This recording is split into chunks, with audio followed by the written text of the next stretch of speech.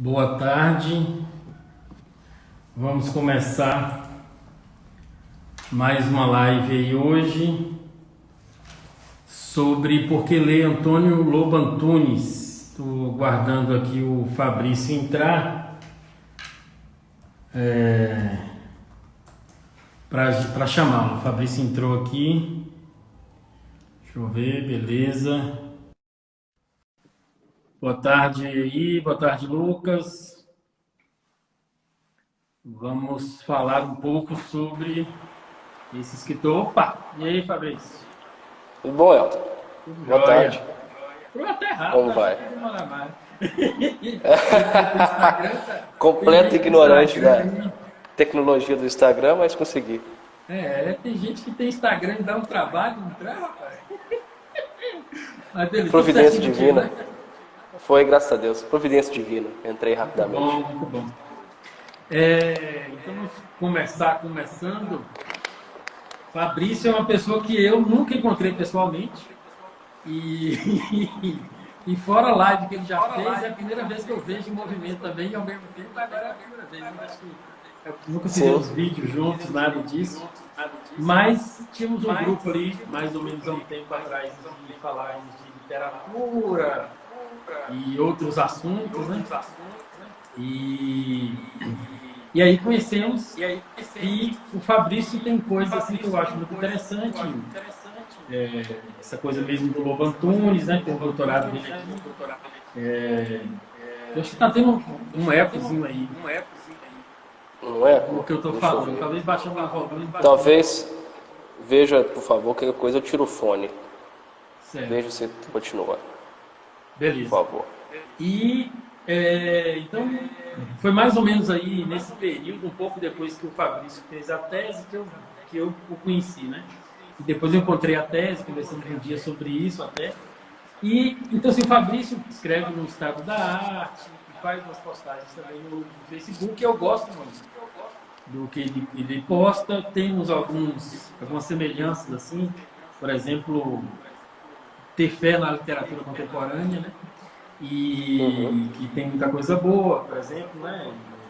Itamar Vieira Júnior com o Tortarado, Ana Paula Maia lá com Terra dos Mortos, por exemplo, que a gente conversou esses dias, e tem outros, esses aqui só são os que eu estou lembrando mais rapidamente. E eu confio tanto na opinião do Fabrício, que mais ou menos há um ano atrás, ou um pouco mais, um pouco menos, eu tive um orientando que foi para os Estados Unidos, aí eu pedi a Fabrício para me dar umas dicas de literatura contemporânea que ele achava positivo. E ela trouxe uns 3 livros para mim, da lista do Fabrício. Eu não li ainda, a vida está muito doida, mas eu comprei esses livros porque eu tenho muita fé nesse tipo de opinião e tal. E é isso um pouco, Fabrício, que eu estou querendo aqui com essas lives. Não é muito atingir muita gente, porque eu não tenho essa pretensão, e eu, como professor, eu dou aula para 2 alunos, então eu não tenho muito problema com quantidade. Mas é mostrar para as pessoas, assim, para algumas pelo menos, que tem muita gente boa por aí, que talvez não tenha a mídia que tem alguns, né, e que está falando coisas muito interessantes, né? Então aí, esses dias falei com alguns, Sérgio, que é amigo nosso comum, o Evaniel, né, que estuda São Tomás e tal, e agora, se você ficar assim, fica torto. Fica torto? Tem que ficar. Ok. Tem que ficar reto, ok. Ok. Então, Ascensional, vertical, ok. Localizar aí. Mas eu acho que a microfonia é da internet mesmo. Acho que agora deu. Vamos ver. Não, agora parou, acho que não está tendo mais não. Então nós vamos falar sobre o autor do doutorado do Fabrício. A tese de Fabrício é A Morte do Romance, Espaço e Tempo como Recursos de Renovação Estética, em Antônio Lobo Antunes. Foi aí de Juiz de Fora, né? Na Universidade Federal de Juiz de Fora. Isso. Você trabalhou os 3 primeiros romances, né, de Lobo Antunes, né?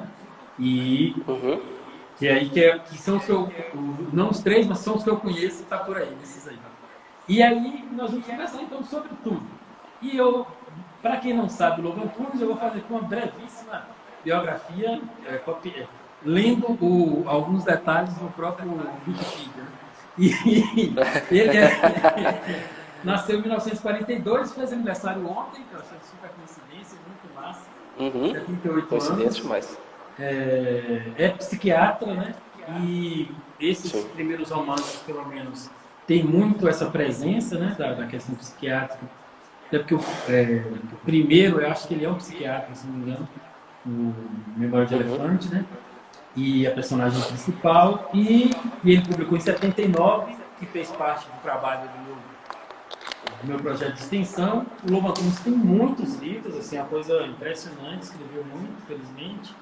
E tem uma obra que e depois eu até vou falar se tem uma intriga mesmo, se é só onda minha com o Saramago, né? Se tem uma intriga Saramago e Lobo Antunes, mas que assim, parece que esses dois viveram, né, mais ou menos paralelamente e que o trabalho do Lobo Antunes continua.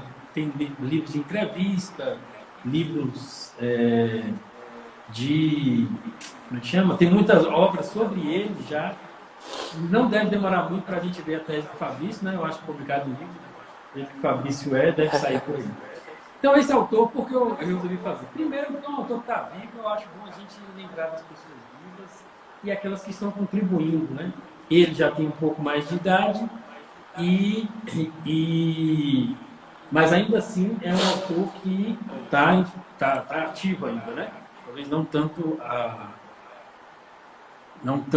como é que chama? Com tanta produção quando era mais novo, mas está ativo. Tá, para mim parou de ter microfonia, Lucas. Está tendo ainda? Não? Está tendo eco aí?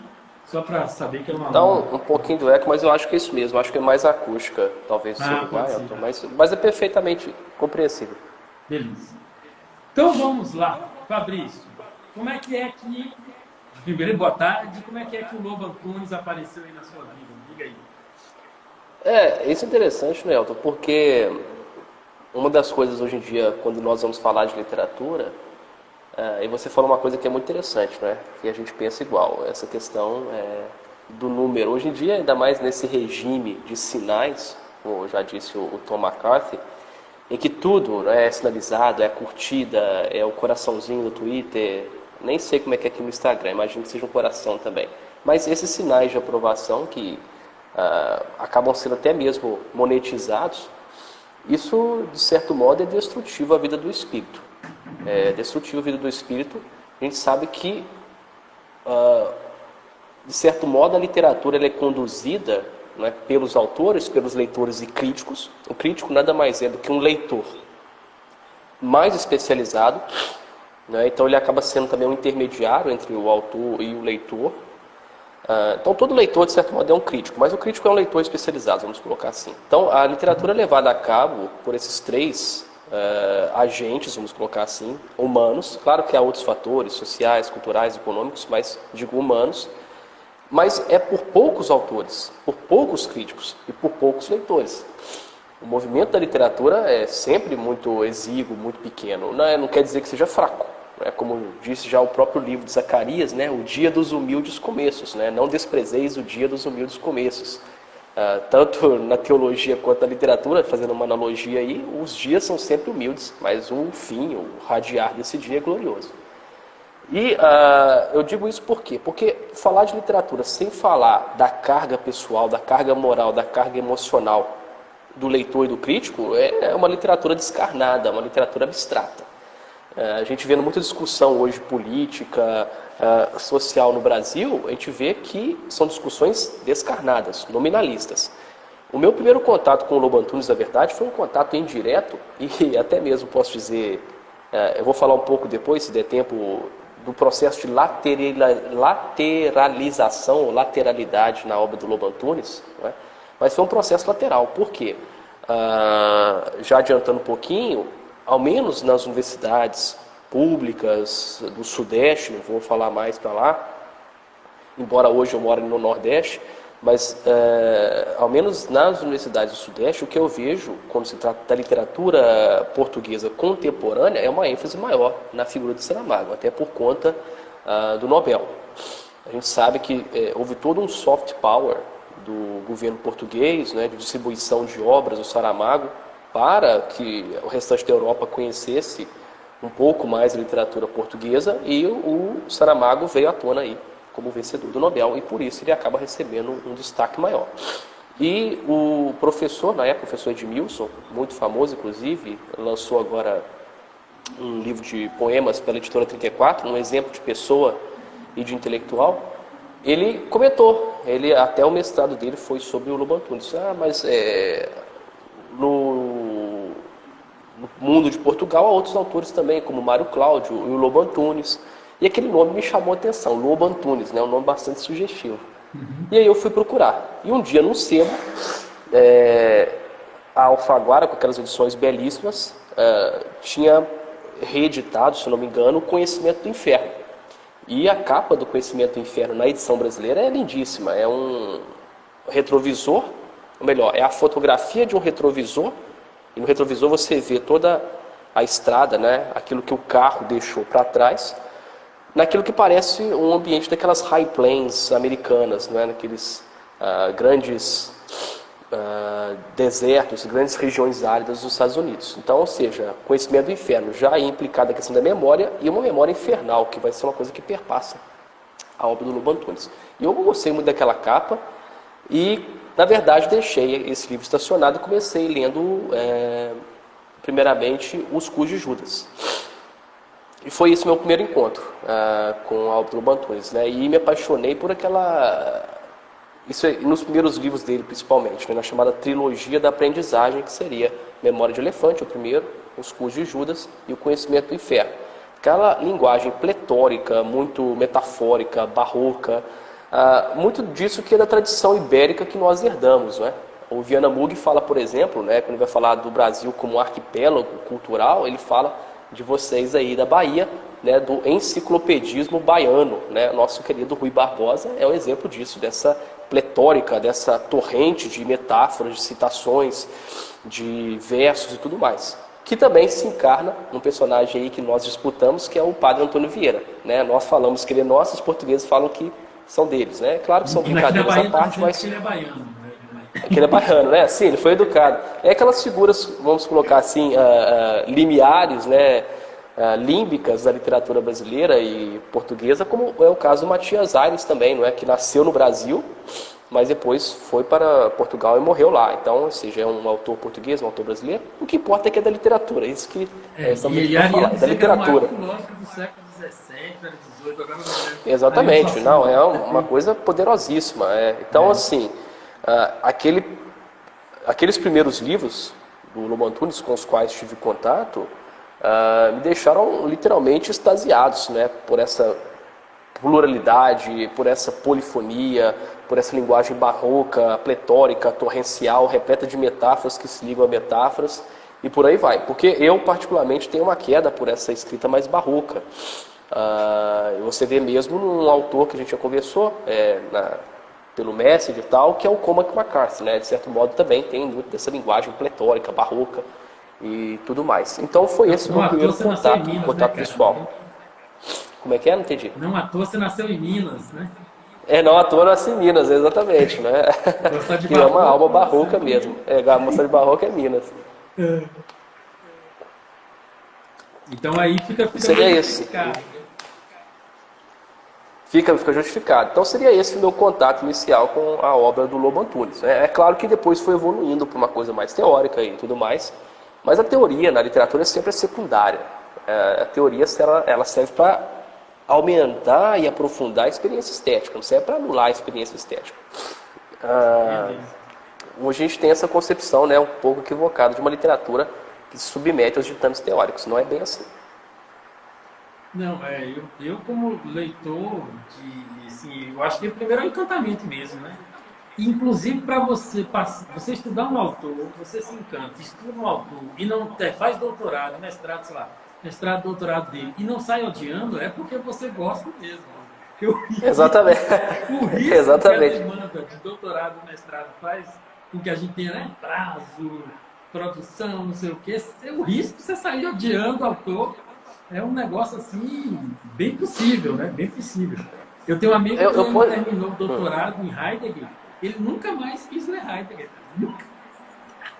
Nunca mais. Isso é uma experiência comum, né? Isso aconteceu comigo. Eu voltei a ler Lobo Antunes um ano atrás. Assim, fiquei comprando os novos, porque praticamente ele acaba publicando um romance por ano. Realmente em outubro, essa época, ele vem com romance. Então eu acumulei os 3 romances dele, falei, não aguento ler mais Lobo Antunes. Então, ano passado que eu voltei a lê-lo, na verdade. Não, mas dá um tempo faz parte. Dá um tempo, dá um tempo, sim. Imagino que é mais denso ainda, né, pelo menos alguns aspectos. Mas no caso tem a ver com isso mesmo. Mas assim, tem gente que odeia, né? Esse meu amigo, ele mudou de carreira, ele não estuda mais Heidegger, ele estudou outras coisas. Você tem ideia do impacto que foi. Ele virou de literatura inglesa, de filosofia inglesa, está estudando inglês. Você tem ideia de quiser sair do continente e ir para a Inglaterra. Do continente para a Inglaterra, assim, uma tradição completamente distinta. É uma ofensa gravíssima do mundo filosófico. Mas, no caso, Fabrício, assim, você falou que gosta dessa linguagem barroca e tudo, do Lobo Antunes e tal, mas, assim, para quem não leu Lobo Antunes, o que isso implica, assim, né? Para você pensando alguém que nunca leu, você fala esse tipo de escrita. Naquele artigo seu, que eu até citei a frase, por da arte, né? Você compara com a ideia que é música e depois você coloca a questão do jazz, né? Que eu acho que tem um pouco disso, né? E então eu achei essa imagem muito bonita. Mas você, como partiu do barroco, como é que isso, para uma pessoa que nunca leu Lobo Antunes, como é que você explica isso? Então, esse é outro ponto que eu ia até complementar, porque esses 3 primeiros livros do Lobo Antunes, né, depois é seguido, se não me engano, pelo Fado Alexandrino, o Fado Alexandrino já seria um momento de transição. Como eu disse, os críticos, principalmente a Maria Alzira Seixo, que talvez seja hoje a maior estudiosa da obra do Lobo Antunes, e de vários outros escritores, Vitório Nemésio, autores portugueses que acabam não sendo muito conhecidos aqui no Brasil. Ela é possivelmente a maior estudiosa de Lobo Antunes hoje em dia, foi responsável pela enciclopédia ou dicionário da obra do Lobo Antunes, e tem 2 livros essenciais e incontornáveis sobre Lobo Antunes. Ela chama os 3 primeiros livros de trilogia da aprendizagem, e depois, Elton, ele já começa a mudar a sua linguagem e permanece até hoje. Como eu disse, depois dessa trilogia da aprendizagem, que é Memória de Elefante, Os Cus de Judas e Conhecimento do Inferno, vem, se não me engano, o Fado Alexandrino, e depois você começa a ver uma mudança muito grande. Nos demais livros dele, essa linguagem metafórica desaparece por completo. Você não vê metáforas mais. Pelo contrário, você começa a ver, por assim dizer, como eu disse, vozes diáfanas, uma espécie de polifonia tão grande que você fica literalmente perdido. É um labirinto de vozes que vão se esgarçando ao longo da narrativa, como se fosse, como eu disse, né, uma sinfonia mesmo. Mas eu gosto de comparar, não é minha a metáfora originalmente, a metáfora do jazz.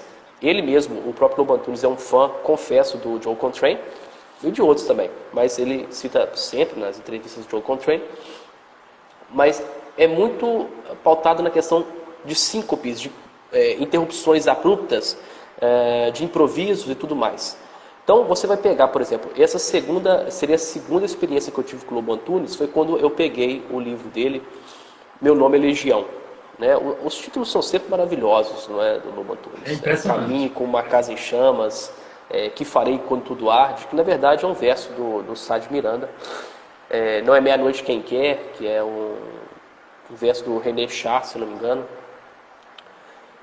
Quando eu peguei Meu Nome é Legião para ler, ele começa com um relatório burocrático de um policial chamado Guzmão. Então toda aquela linguagem burocrática, relatando a morte de meninos, na verdade assassinato, né, ocasionado por intervenção policial malfadada num chamado bairro de Lata. Bairro de Lata seria, né, o equivalente português às nossas favelas, grosso modo, claro. Então os policiais invadem um bairro de Lata e matam meninos, adolescentes de 10 a 14 anos. Então você já começa ali com um relatório do Guzmão, policial, falando disso. E você vai lendo, como se fosse mesmo, né, um romance, né, até com um teor kafkiano, e de repente ele começa a digredir, a falar da filha que o abandonou, da mulher que já não tem prazer em estar com ele, e começa, no meio daquele relatório, a ter vozes dissonantes, vozes de pessoas com quem ele se deparou, com quem ele conviveu no passado, aparecendo no seu relatório. E aí começou. Eu, lendo aquilo, fiquei completamente transtornado disso. Espera aí, não consigo absorver isso aqui plenamente, não. Tanto que, para o Meu Nome é Legião, eu demorei 3 meses para ler um romance de 300 páginas, 400 no máximo. Lendo todos os dias, eu demorei 3 meses para ler, porque é muito diferente. Como eu disse, é uma série de vozes que vão interrompendo, é um fluxo de vozes que eu disse, os personagens eles vão se abstraindo, vão se descarnando, até transformarem-se em fantasmas que habitam na prosa do autor. Eu acho interessante uma entrevista que o Lobo Antunes deu, se eu não me engano, ao The Guardian, que é o jornal, né, de esquerda mais famoso na Inglaterra. Ele disse o seguinte: ele, sendo psiquiatra, ele também atuou na guerra da Angola durante o período da independência da Angola, que até a década de 70 era uma colônia, juntamente com Guiné-Bissau e Moçambique, eram colônias de Portugal. Então ele atuou na guerra colonial, como alferes, como médico, né, mas também pegou em armas. E ele disse que uma vez, no hospital de Lisboa em que trabalhava, ele viu um menino morrer de câncer, infelizmente, após todas as tentativas de tratamento. E ele viu o pezinho do menino balançando quando os enfermeiros transportavam o corpo para o necrotério. Então só o pé saiu debaixo do lençol e ele viu aquele pé se balançar.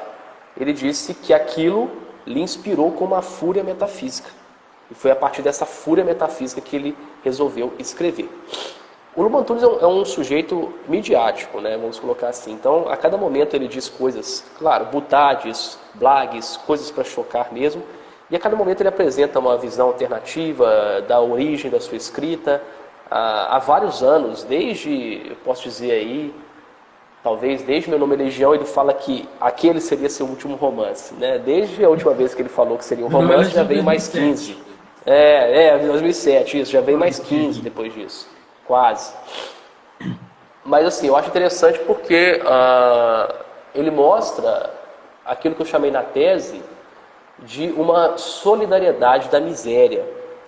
Eu não sei quem já assistiu aquela entrevista, na verdade não é uma entrevista, é uma conversa, né? Uma conversa que hoje em dia não existe mais, assim, infelizmente. Não que eu seja decadentista, mas é difícil você achar hoje 2 grandes homens que sentam para dialogar, não é, numa língua que não é a deles, para falar de literatura e arte. É a conversa entre o George Steiner e o Lobo Antunes.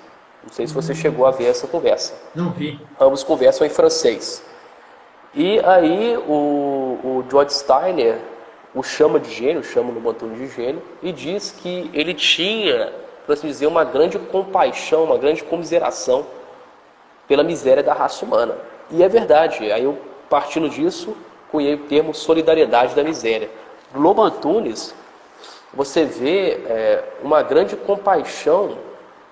Eu não gosto desse termo dos condenados da terra, né, Franz Fanon, mas uma grande compaixão pelos excluídos, pelos periféricos, por aqueles que foram esquecidos, por assim dizer, do fluxo da história e que acabam falando, ou murmurando, ou até mesmo sussurrando debaixo do vão da história. Aquelas pessoas que estão ao rés do chão e que acabam sendo conduzidas ou esquecidas, não conduzidas, mas arrastadas ou esquecidas pelo fluxo da história, e a única forma de manifestação que tem talvez seja um sussurro. Então você vê comumente nos livros de Lobo Antunes pessoas, eu lembro muito bem de uma personagem, e por vezes algumas nem nome tem, que queria fazer um café em Espinho, que é uma cidade de Portugal. Então toda a sua lamentação, todo o seu drama será isso: sair da pobreza dos bairros de lata de Lisboa, daquela situação de pura miséria e precariedade, para poder criar seu próprio cafezinho, estabelecer seu próprio cafezinho numa cidade mais turística. Você vê prostitutas. No caso, por exemplo, do Que Farei Quando Tudo Arde, é a história de Carlos Ifen Soraya, que é um travesti. E, curiosamente, no Que Farei Quando Tudo Arde, como eu disse, é o verso final de um poema de Sá Miranda, o criador, né, o inaugurador do romantismo não, do classicismo, se não me engano, em Portugal. Neste livro, você vê uma espécie, vamos colocar assim, de trindade invertida. Ele parte, o próprio Antunes, de uma epígrafe de Epifânio, que é um escritor cristão patrístico, no qual fala da consubstancialidade do Pai e do Filho. Claro que o Pai e Filho, Pai divino e o Filho Jesus Cristo. E aí você verá, no próprio Que Farei Quando Tudo Arde, também uma espécie de consubstancialidade entre Carlos Soraya, ou Carlos Ifen Soraya, não é, um travesti, e seu filho. Mas, como eu disse, Elton, os livros dele são tão complexos, labirínticos e por vezes ambíguos, que a conclusão que eu cheguei ao terminar de ler Que Farei Quando Tudo Arde, que é uma longa jornada noite adentro por 500 páginas, é que o próprio filho, ao final, toma a persona travesti do pai, ou seja, o próprio filho se torna Soraya. Entende? Então, sim, ele foca nessas figuras, né, que são periféricas, que são excêntricas no sentido mesmo, né, original, de que estão fora do centro. Figuras mesmo que são miseráveis, que têm uma vida muito precária e que servem, na obra dele, não é, como ponto de partida para uma própria reflexão do Portugal pós-Salazar. Entende? O Adalberto está colocando aqui o link para a conversa, né, entre do Steiner e o Antunes. Eu agradeço muito. Depois, se você puder mandar, eu já... Lucas, meu orientando, já está aqui, já salvou o link já.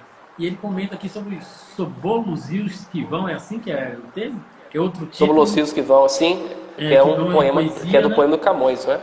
O Adalberto aí acho que está bem ligado. Cara, o que eu estou percebendo é que você acabou de alterar minha ordem de leitura, porque eu estava em vistas de ler O Conhecimento do Inferno, mas eu vou dar um salto para ver esse outro Lobo Antunes que eu não conheço, né? Porque sim. se eu estou nos 3 primeiros, isso significa que eu não essa transformação da literatura dele eu não peguei, né? Então eu vou dar um salto aí e vou desfigurar a ordem. E, curiosamente, rapaz, eu que gosto muito de jazz, gosto muito do Coltrane, estou começando a ouvir esses dias agora, né, a Alice Coltrane, que é a esposa do Coltrane, e ela tem eu não conhecia assim, a música dela, uma pianista, uma artista, e ela se converteu ao hinduísmo, rapaz, seguiu um guru bem famoso e tudo. E aí a música dela tem muito esse sabor dos anos 60, 70. Sim. Os discos finais dos Beatles, digamos assim, o George Harrison. E que eu nem gosto muito assim desse tipo de soar, né? Eu gosto mais originário, mas eu estou gostando do trabalho dela, estou achando bem interessante. E você falou aí, eu me lembrei. Mas voltando ao Lobo Antunes, eu estou achando, cara, assim, que essa coisa que você falou, né, pegando bem pouco, assim, da sua tese também, né, você marca essa coisa da solidariedade da miséria, né? Eu penso, cara, que há uma questão curiosa, assim, importante, não de literatura engajada, né, como já foi, que era muito mais uma literatura digamos, ideológica, né? Eu acho que a literatura ideológica ela tem muitas perdas, né? E escritores ideológicos, inclusive como Jorge Amado, criticam a parte da obra dele. Sim. Ele mesmo reconheceu isso. Mas existe uma outra forma que não é necessariamente ideológica, mas que é isso que você coloca aqui, quer dizer, é uma literatura que tem compaixão no sofrimento, né? Essa solidariedade da miséria, ou da miséria, você usou as duas formas na tese, e isso me chamou a atenção, né? Mas essa solidariedade da miséria, ou na miséria, ela é algo que tem a ver com uma capacidade de olhar esse outro, né? Porque, tipo assim, você não precisa ser travesti para saber de uma vida, né, dos dramas de um travesti. Você não precisa morar numa favela, numa casa de lata, né, para você saber disso, né? Então, a literatura, ela pode ter esse tipo de, vou botar um termo assim, meio que esse tipo de patos, né? Que não é um patos, no caso, pelo menos, do Lobo Antunes, não me parece, né? Ser o patos da ideologia, mas sim o patos mesmo de que a vida é isso. Quer dizer, é aquele negócio, nós estamos no Brasil, nesse momento político, controverso, momento de pandemia e tudo, e temos patos com pessoas que estão sofrendo mais, estão na situação de miséria, precisando de pessoas que morreram, tudo. Quer dizer, eu não preciso de alguém que morreu para ter patos, né? Assim. E no caso da literatura, que é essa questão que é capaz de dividir. E aqui eu acho que é interessante que é a miséria. Miséria no sentido de questões sociais mesmo, mas a miséria humana, quer dizer, a própria miséria da existência que muitas vezes, quase sempre, todos nós temos, né? Assim, essa coisa me parece importante. Sim, é interessante porque, até já falando da questão do Saramago, né? O Saramago sempre foi acusado de um autor ideológico. Eu, particularmente, assim, eu tenho não vou dizer uma indisposição, uma antipatia, mas eu acho o Saramago um escritor menor. Não pelo fato de ser comunista, pelo contrário. Você pega, por exemplo, o Graciliano Ramos, que era comunista, ou Dionélio Machado, né, ambos comunistas brasileiros, que escritores de primeira ordem, né, ao nível de um Faulkner, né, não fica nada atrás. Digo Faulkner porque é um Nobel, é conhecido, foi roteirista de Hollywood e é conhecido, né, na literatura. Então, o Saramago, por exemplo, ele evidentemente tem uma posição, como já é óbvio a todos, à esquerda. O Lobo Antunes também não deixa de ter. O Lobo Antunes foi criado no bairro Benfica, né? Não é bairro bem que eles falam em Portugal, mas isso não vem à tona. Mas ele foi criado em Benfica, uma família da alta burguesia, o pai dele também era médico, o irmão dele hoje é embaixador, teve uma família assim com pessoas muito proeminentes na sociedade portuguesa. E ele criticava muito, depois que ele foi para a guerra, né, na década de 70, que ele foi servir na guerra em Angola, ele criticava essa sociedade na qual ele havia sido criado, que julga o homem, que julga a pessoa pelo modo como ele porta os talheres. Isso é uma frase dele, muito interessante. Julgar o caráter de um homem pelo modo como ele segura o garfo e a faca.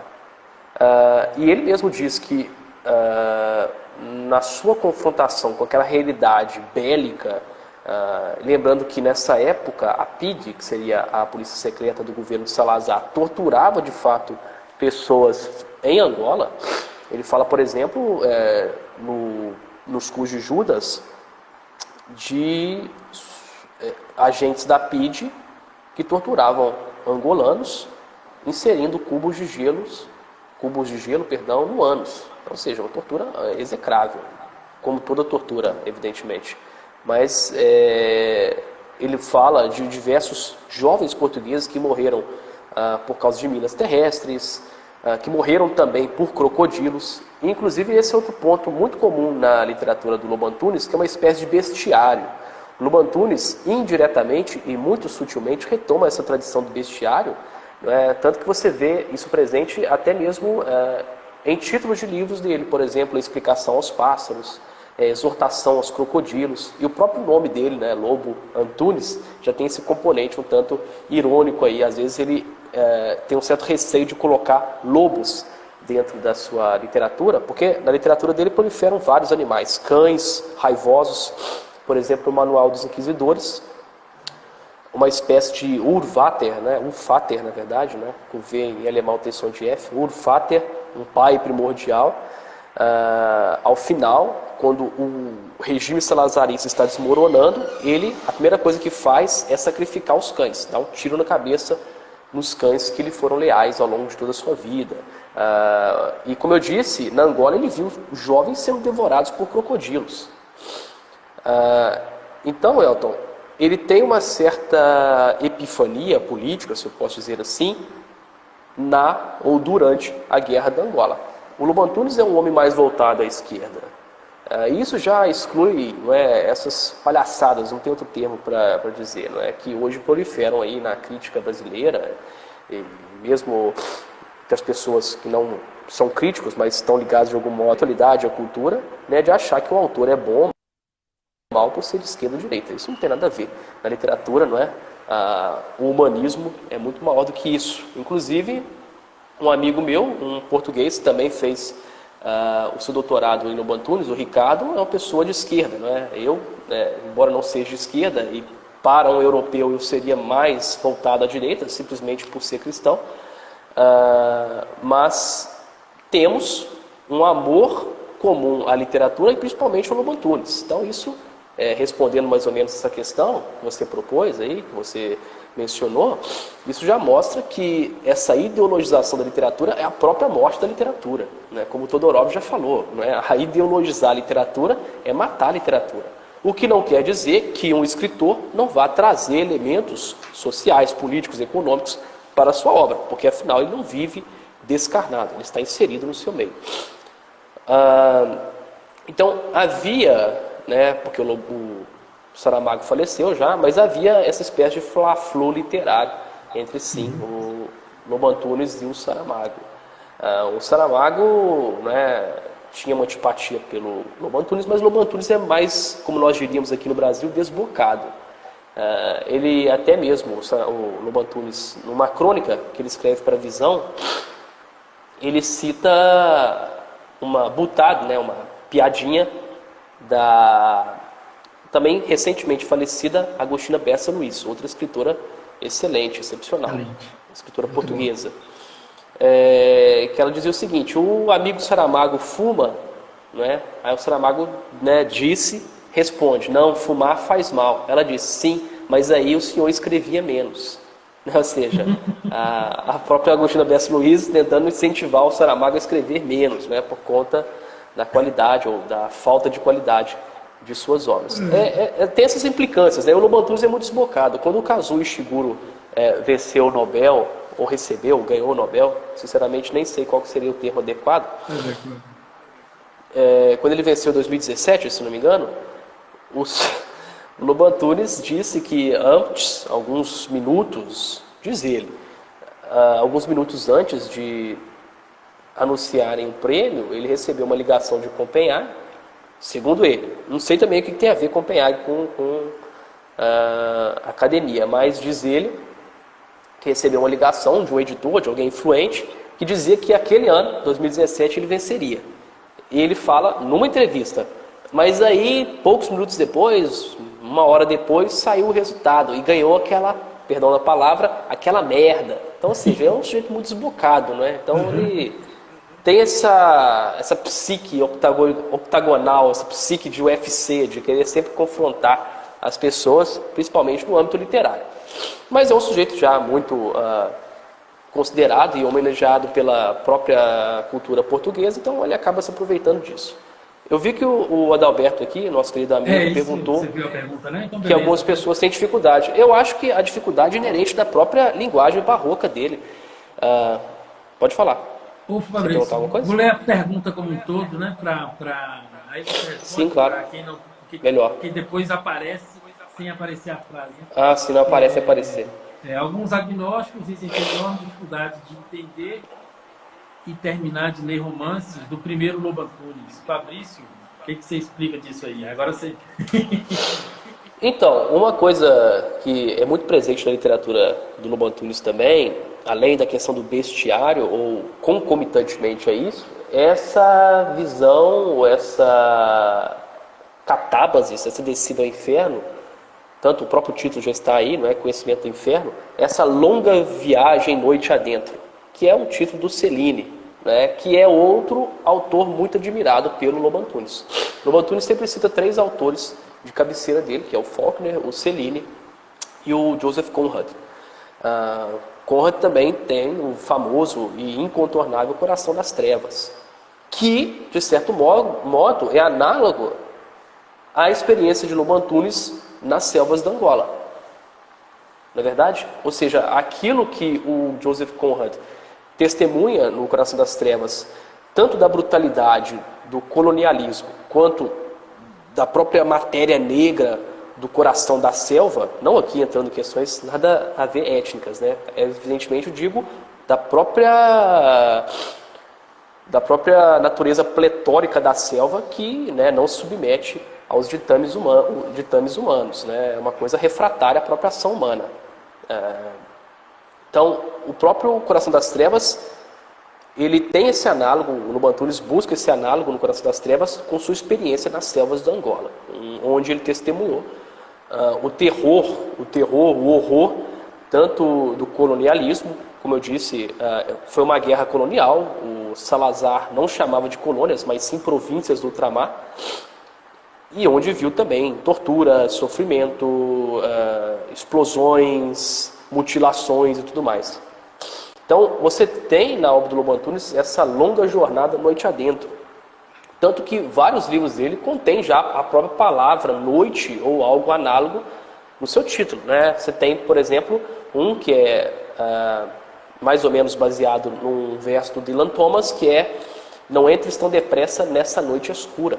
É maravilhoso esse título, Não entres tão depressa nessa noite escura. Você tem também o Não é meia-noite quem quer, que conforme eu disse é baseado num verso do René Char. Você tem também o Meu Nome é Legião, que de certo modo tem esse caráter demônico, não é? O Arquipélago da Insônia, que se passa na visão, nos pensamentos de um menino autista, e aí entra uma figura mitológica barra real, você não fica sabendo se é real ou se é fruto da imaginação do menino, que é a prima Hortência, que alguns críticos consideram uma imagem da própria morte. Então, você imagina, se o Faulkner escreveu no Sonho e a Fúria, na primeira parte, o tempo na cabeça de um deficiente mental é uma das partes mais difíceis de se ler, imagino eu, na obra do Faulkner, no Sonho e a Fúria. Tanto que o próprio título, né, é retirado do Shakespeare, né, que a vida é um conto contado ou narrado por um idiota cheio de sonho e fúria. Se você já tem dificuldade no Faulkner para entender aquilo que o deficiente mental está relatando, imagine que essa dificuldade não será menor também no Arquipélago da Insônia, que se passa na cabeça de um menino autista. Então você tem essa questão da noite, e o cu de Judas, por exemplo, né, essa própria questão dos cus de Judas, o termo Judas aí pode ser, claro, a questão da traição, era o modo, por exemplo, como os próprios soldados angolanos barra portugueses, né, porque eles eram, pelo menos juridicamente portugueses, chamavam aos meninos, aos oficiais e soldados portugueses, chamavam-nos de Judas. Porque eles falavam, olha, se nós somos portugueses, por que vocês estão nos atacando? Ou vocês admitem que essa é uma guerra colonial, com interesses, né, da ditadura salazarista, ou vocês são Judas, vocês estão atacando seus próprios irmãos. Então também tem a própria expressão coloquial nossa de os cus de Judas, que seria um lugar muito profundo, um lugar, né, desamparado por Deus, esquecido pela raça humana. Então você tem essa questão, você começa tanto no Memória de Elefante quanto nos cus de Judas. Memória de Elefante ainda mais, você começa numa noite e termina numa noite. No final, o menino barra homem, que é um alter ego do próprio Lobo Antunes, ele termina a noite num bar. É engraçado que ele compara a vida boêmia, não é que ele compara, ele percebe os elementos teológicos, os elementos religiosos da vida boêmia. Ele fala, por exemplo, do cigarro subindo como incenso, ele fala dos cubos de gelo como hóstias, ou seja, toda essa questão da própria reapropriação religiosa neste mundo secular. E ele chega num bar e termina com uma senhora, uma anciã que se maquiou muito. Essa questão da maquiagem é muito, muito comum também no Lobo Antunes, desde lá eu disse no Que Farei Contra o Duarte e vários outros. Essa comparação da maquiagem e do palhaço, né? Ele mostra muito fortemente essa misoginia que era muito comum na ditadura salazarista contra a mulher se maquiando, ou seja, ela está ali posta para a diversão dos homens. A maquiagem da mulher é análoga, é semelhante à maquiagem do palhaço. Ele termina então com uma mulher que durante a noite e já etilicamente calibrado, ele vê como muito bela, muito bonita. Então ele vai para a cama com ela e na madrugada ele acorda e vê que a mulher não era tão bela assim, certo? E ele tem essa esperança do amadurecimento. E termina o romance, o primeiro romance dele, Meia Hora de Elefante, com um tom trágico kitsch, né? Kitsch, daquele modelo que o Abraham Bowles e outros mais estudaram, não é? Essa questão que surge com o advento da cultura, com a indústria de massas, a indústria cultural. Então, o kitsch também é muito comum na obra do Lobo Antunes. Então, é um livro que começa à noite e termina na noite. São livros noturnos, vamos colocar assim, são livros sombrios. Ontem Não Te Vi em Babilônia, que foi retirado de uma inscrição que já data de 3.000 anos. É uma inscrição babilônica mesmo. Dizia Ontem Não Te Vi em Babilônia. Ao final, o fantasma de uma menina suicidada, não é um fantasma no sentido de, né, uma manifestação ectoplasmática de um ser, não é isso. É a própria memória, a própria voz, certo? É a própria personalidade ali que acaba se infiltrando naquela grande polifonia e começa a falar pela mãe. E uma das frases assim maravilhosas que esse fantasma fala e que eu julgo que define bem a própria prosa antoniana é: aquilo que escrevo pode ler-se no escuro. E é muito Lobo Antunes, são prosas ou prosa noturna. Tem essa questão da ambiguidade, daquilo que não é apreensível, que não é discernível, certo? Então eu acho muito interessante. Seria mais ou menos, talvez por aí, imagino eu, que as pessoas encontram dificuldade para entender o Lobo Antunes, principalmente os seus primeiros livros. Mas, creio eu, encontrarão ainda mais nos demais livros, nos livros posteriores, porque são ainda muito mais densos, muito mais labirínticos e exigem muito mais do leitor. Entendi. Rapaz, é isso, né? Estou olhando aqui, falta uns 10 minutos para acabar, né? Passa extremamente rápido, né? E aí eu estou ouvindo assim o que você está falando, e para não... Aí eu vou fazer uma pergunta agora, mas depois a gente volta com outros.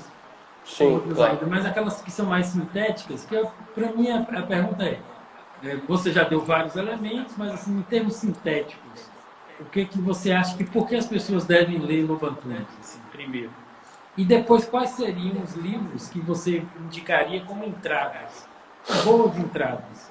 E aí você pode dividir para o autor pessoas que têm pouco contato, ou pessoas que têm mais contato. Eu estava pensando aqui mesmo, estava falando aí sobre a Agostina Bessa, né? Que é uma escritora portuguesa, que é muito interessante. Aí eu lembrei que ela teve muitas obras adaptadas pelo Manuel, aquele cineasta, Manuel alguma coisa, agora não falhou o nome. Manuel de Oliveira, que é um diretor que eu gosto muito. Tudo. Sim. Aí depois eu fui lembrando que hoje tem o João Barradas, que é um saxofonista, acordeonista, para usar um termo mais, né, normal. E tem um Vasco, alguma coisa, que é um pianista. Eu fui vendo que eu tenho muitas entradas pela portuguesa, contemporânea, madrideus, essas coisas. Mas tem gente que talvez não tenha, né, nem o universo português genérico, nem essa coisa das guerras coloniais, né? Então, assim, eu queria que você falasse, se quisesse. Primeiro, visto por que ler Lobo Antunes, acho que você já deu vários elementos, mas é só uma síntese. E quais seriam, assim, algumas indicações para vários diferentes, né? Várias diferentes você poderia dar para a primeira leitura, né? Assim, e depois você me diz qual é que todo mundo do Lobo Antunes tem que ler. Sim, tem que ler, né? Tem que ler. Então, cara, uma coisa que eu sempre falo, a gente fala por que ler, claro, é uma iniciativa sempre maravilhosa, ainda mais nós que somos professores, mas eu sempre gosto de lembrar e acrescentar aquilo que o Daniel Pennac dizia. Né? Há dois verbos que jamais podem ser utilizados no imperativo, ao menos por nós humanos, que é ler e amar. Né? Eu digo por nós humanos porque só Deus pode exigir isso. Na Bíblia, não é, Deus exige, Deus manda que nós o amemos. E no Corão também Deus diz para ler. Então, são verbos, né, cuja forma imperativa só pode ser utilizada por Deus. É claro que a gente pode dar, né, nossas contribuições e falar que, principalmente nossas experiências pessoais, de como aquela literatura, como aquela leitura nos transformou, mas claro, isso sempre tem que partir da pessoa.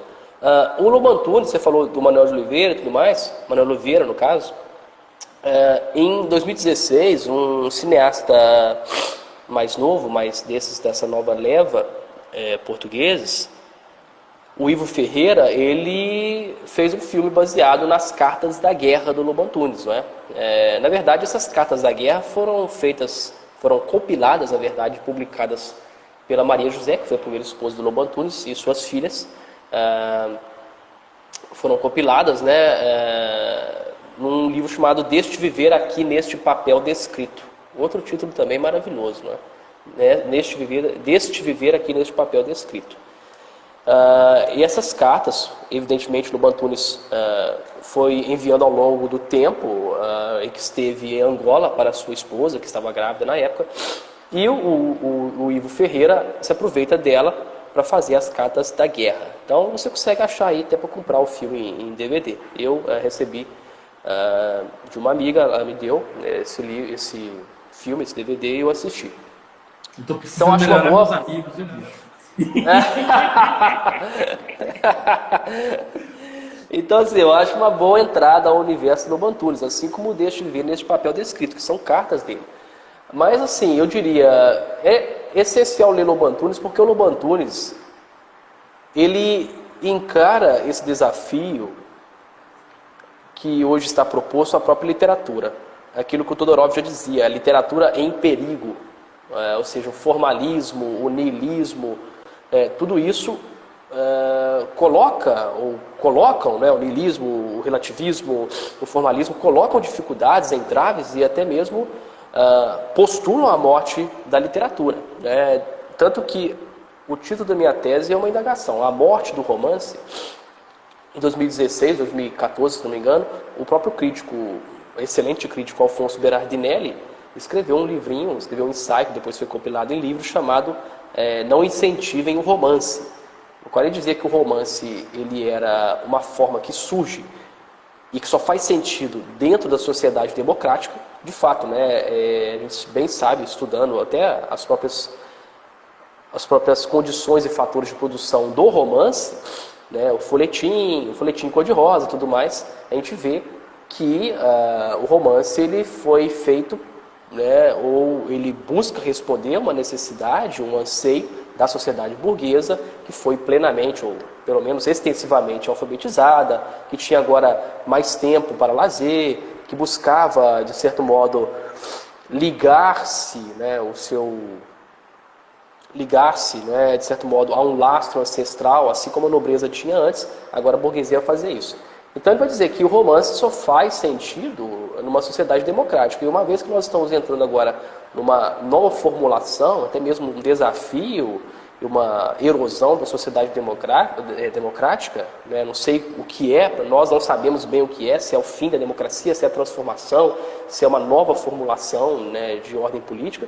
Então, temos que desincentivar o romance. É claro que essa voz do Alfonso Berardinelli não está aí sozinha, não está solitária. Várias pessoas já postularam o fim do romance, o fim da narrativa. E o Lobo Antunes ele percebe muito bem isso, tanto que ele diz que não escreve romances, ele prefere dizer mundos ou obras. Ele diz que escrever, assim como ele escreve, é estruturar um delírio. Tem essa parte cerebral e a parte do improviso aí nessa produção romanesca. Então, Elton, eu acho que ele é um sujeito que responde muito bem hoje às dificuldades formais do romance. Não que ele vai dar a solução, não que ele vai dar a panaceia, longe disso, mas ele busca, de certo modo, por meio de uma modulação, de uma reinvenção do tempo e espaço diegéticos, né? Você é especialista nisso no Rican, por meio de uma reformulação do tempo e espaço narrativos ou diegéticos, recriar o romance. Porque a gente sempre vê a morte de Deus, a morte do homem, a morte da história, a morte da arte. Não é? O século XX foi a idade da morte. Mas a gente sempre vê que, de certo modo, essas estruturas acabam se renovando ou se recriando ou se reformulando. Então, Lobo Antunes é uma pessoa muito consciente do trabalho do autor, do trabalho do artista, do trabalho do escritor. E eu indicaria, para começar aí, justamente os Cus de Judas. Acabou de dar um professor Como eu já citei. para um texto aí do Adalberto. Estruturar um delírio. Estruturar um delírio. Exatamente. Seria excelente se escrevesse alguma crônica, algum ensaio sobre isso. Os Cus de Judas, e eu citaria também o Caminho como uma Casa em Chamas, no qual ele leva assim, uma nova formulação experimental em que os personagens, se eu posso dizer assim, as vozes que perpassam a sua obra não são mais simplesmente indivíduos, mas sim apartamentos de um prédio. E por último teria a voz do sótão. Não vou falar porque o pessoal hoje em dia não gosta de spoiler, não é? Mas aparece uma figura fantasmática ou fantasmagórica da cultura portuguesa, da sociedade portuguesa, no sótão, no último capítulo. Então, o Caminho como uma Casa em Chamas é justamente uma casa rangendo e em clamores, que de certo modo representa todo o edifício da sociedade portuguesa e, por que não dizer, de toda a sociedade ocidental, dadas as suas peculiaridades. Muito bom. Ou ressalvar das suas peculiaridades. E é um livro recente, né, Toledo? Aqui de 2014, né? Então... Isso, 2014. Prova que é uma longevidade boa, né? Positiva do Exatamente. Antunes, né? Essa capacidade de escrever até bem depois, né? Rapaz, é muito interessante isso, assim, de como a literatura é rica, né? Eu fico sempre muito impressionado, assim, né? Como a arte, no geral, é uma coisa extraordinária, e a literatura também. E se você for perceber assim, a gente, o povo fica matando tudo, né? E tudo continua resistindo, né? Matam a poesia, matam o romance, matam o teatro, matam, né, o cinema, e tá aí, né? As coisas continuam, né? Eu acho, tipo, esses autores que estão produzindo agora, inclusive no Brasil, né? Tem muita coisa que está surgindo aí, interessante, né? Que são formas de olhar, de ver, né? Então, é muito interessante. E aí, Fabrício, eu quero saber, assim, no caso do seu trabalho como crítico literário, você tem várias facetas, né? Mas essa aí da literatura, porque a gente vai voltar para uma live no futuro sobre os textos que o Fabrício escreveu aí para o Estado da Arte sobre o Brasil, um pouco sobre os intérpretes do Brasil, né? A gente vai voltar para isso aí, eu estou muito interessado nesse assunto. Mas, do ponto de vista da crítica literária, da discussão literária mesmo, o que você está fazendo, o que você está planejando, ou você abandonou a literatura agora e virou um crítico social? Não, de jeito nenhum, pelo amor de Deus. O planejamento aí para vocês? Por hora, eu posso dizer o que eu estou lendo, né? Assim, por hora eu estou lendo o Michel Houellebecq, que é outro autor também que eu imagino que você deve gostar, não sei, o Michel Houellebecq, o pessoal fala Houellebecq, mas é francês, Houellebecq. Não que pedantismo de corrigir a pronúncia de ninguém, obviamente, mas só para deixar bem enfatizado. Estou lendo Le Carte et le Territoire, não é? O Mapa e o Território, acho que ficou essa tradução. Estou lendo uma autora, uma filósofa espanhola, que eu descobri há pouco mais de um ano, que é excelente, que é a Maria Zambrano, né, com Z, que foi, inclusive, discípula do Ortega y Gasset.